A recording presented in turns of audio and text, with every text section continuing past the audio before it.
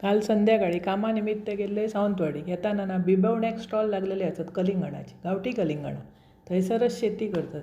30 रुपयान किलो आणि होई तेवढी मिळतात. त्याच्यापेक्षा मोठी मोठी असत. मी 6 किलोचं एक आणलं. गावठी असल्या कारणानं ना खुसखुशीत असतं आणि चव भारी असतं. यांका लाल असा म्हण सांगल्यान आता म्हटलं कापूया. कापलं तर लालच होतं. अजून ती मोठी मोठी असतात ना ती मग भारी लागतात. ही सुरुवात असावं. नंतर उभे असा कापलं आहे. असा कापायचा बघा. पटकन तुकडो एक काढून मुलांच्या हातात दिला काय मुलांका खाऊक बरं आणि सोपे पडतं.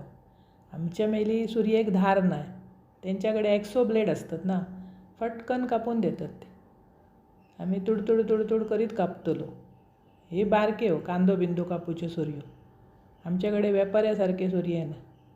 नंतर असा चौकोनी कापलं, एक तुकडो काढून दिलास पटकन त्याची साल टाकूक बरी पडत. घरात ना असा डिशीत बारके बारके तुकडे करून दिलास की खाऊ आवडतात. वरसून मीठ घातलेला. सगळे तुकडे काढायचे, फ्रिजात ठेवायचं अर्धा तास, नंतर खायचं. सध्या उकाडो पण भरपूर असत. अजून पुढच्या महिन्यात अजून लाल होतली. कधी गेलास वाडीक तर कलिंगण आणा, खावा. अप्रतिम चव असत.